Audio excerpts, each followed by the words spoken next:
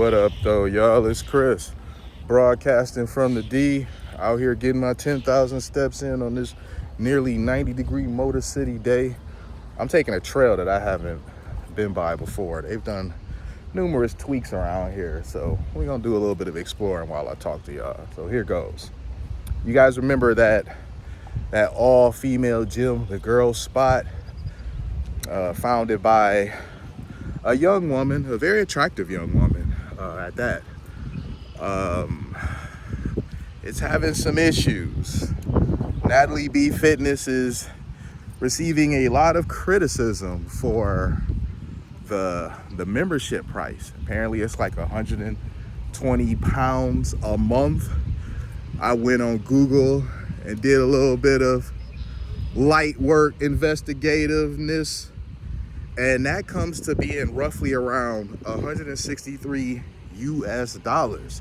So yeah, that's pretty damn steep. People are saying that for the price, you don't get anything. I'm starting to feel a bit more of a breeze as I come this way. Maybe I'll go this way a little bit. But people are saying for the price, you are not getting anything. They said that it's got 2 treadmills. Now, I don't know about your gym, but at my gym, we've got probably about 30 treadmills, and that may be an underestimation. I've got a really big gym, though, that I go to, so yeah. Women tend to do a lot of cardio, a lot of, aerobic work, so 2 treadmills at a gym that's targeted towards women is pretty strange. So I feel them there. Say no sauna, no pool. They have classes there for women, but the classes are an additional cost. So the location, according to them, is pretty small. I watched several videos so that I can kind of get a gauge for how big or small the location is. Yeah, it did. Just from my estimation of people, kind of like giving a little bit of a micro walkthrough of it, it did seem pretty tiny. $163 US or 120 pounds. Man, I ain't gonna hold y'all up. I probably wouldn't go to a gym that's that steep and don't even have a pool. I mean, forget the sauna thing. I don't really use a sauna. I know the benefits of the sauna. It's just not my thing. I don't really like it. But a pool would be nice. I'll definitely do that, but not. They got to do better with that. She may want to try finding a bigger location. People have speculated as to why this is, that the prices are so damn steep. One says it's because she's trying to recoup the $50,000 that she put in herself. She got a lot of money. And when she did her GoFundMe or whatever, trying to fundraise for this, she got a lot of money for it. But apparently it wasn't enough. She had to ultimately end up putting another 50 grand of her own money into it, which is cool because, this is your baby. This is your idea. And if you're not willing to put up your own money for it, then why should anybody else? People are saying that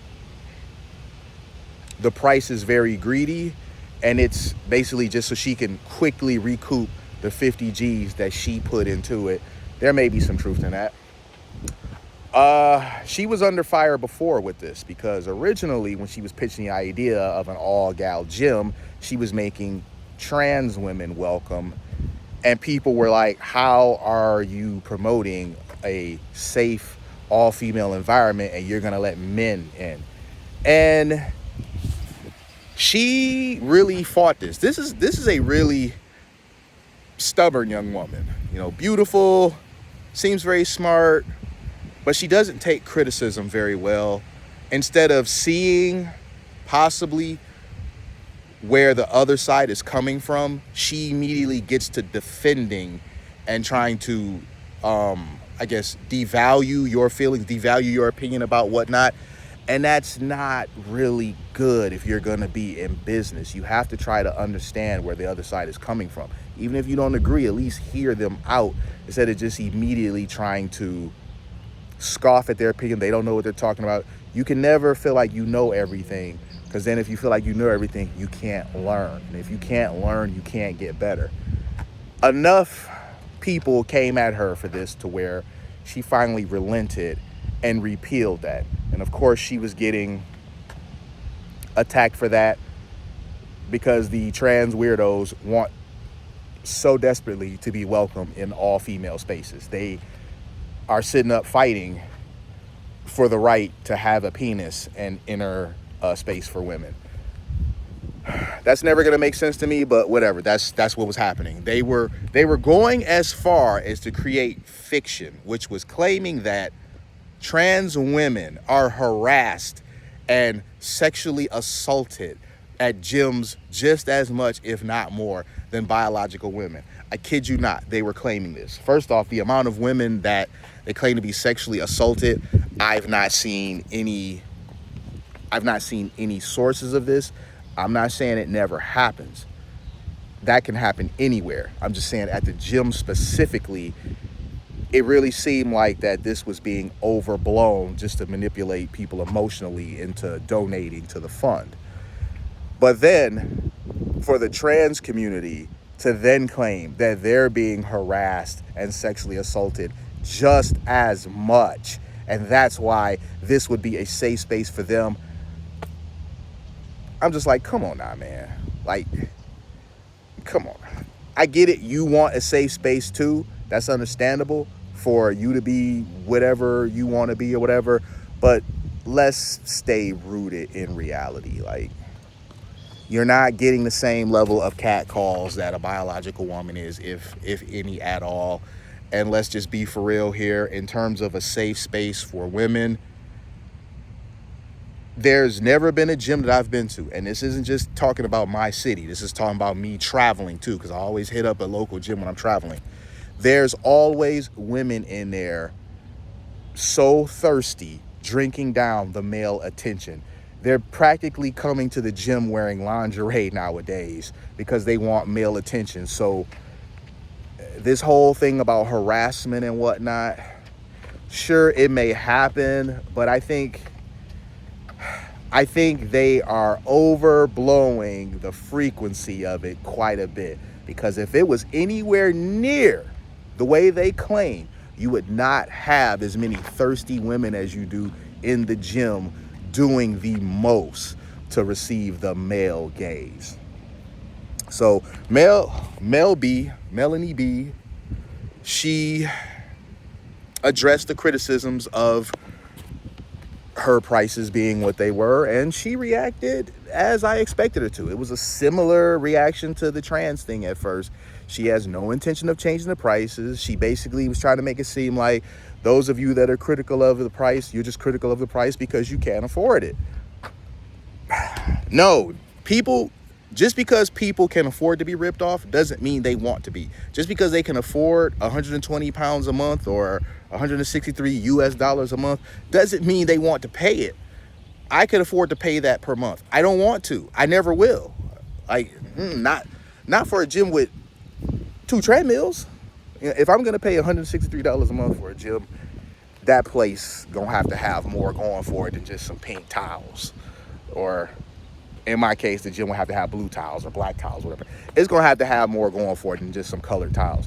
You hang up some pink towels, you paint a few walls in there pink, you get some pink weight plates or whatever, and it's like, oh, the girl spot. I like the idea of it. I thought that it was solid, but her business model sucks. Her sense of business sucks.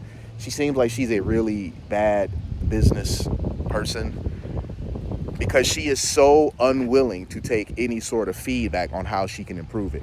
She claimed that the reason why she's not going to lower the price is because if she lowered the price X amount of dollars, well, such and such people who go to this gym would complain. If she lowered the price even more than that, well, people who go to this and this gym would complain. What does that have to do with you making your product more accessible? So in this case, I do think the young woman, because she's so stubborn and doesn't like to take constructive feedback whatsoever, may find herself pricing herself out of business. I don't wish that for her, even though she seems to have some deal with men. Just when I listen to her talk or whatever, she seems to have some deal with men. She clearly, and I'm not trying to psychoanalyze her, but she's clearly, it's just very obvious, there's some traumatic experience that she went through with a man. I don't know if it was a boyfriend or a family member, but she went through some traumatic experience with a man that she hasn't quite healed from yet. And probably, and I don't say this in any way, shape, or form making fun, but she really needs to see therapy and heal from that, because it like oozes out of everywhere. Because there's no reason why you can be a woman this attractive. Like, really, she's a very attractive woman, and you end up a single mom like this beautiful, submissive. And I'm not trying to go down no red pill thing, but these are just things, just period. Some of the red pill stuff, it just falls in line with reality, whether people want to accept it or not. But beautiful, fit, submissive women become wives. You can't be in the prime of your life like she is, and you end up a single mom without people wondering, there's some red flags here of why nobody wanted to wife you. But that's a topic for another video.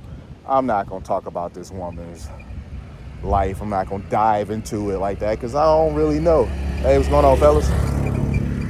The Detroit's finest, man. They out here on the golf cart. And shout out to the Detroit police keeping the city safe. I'm going to leave it there, though, y'all. I'll holler at y'all soon. Peace.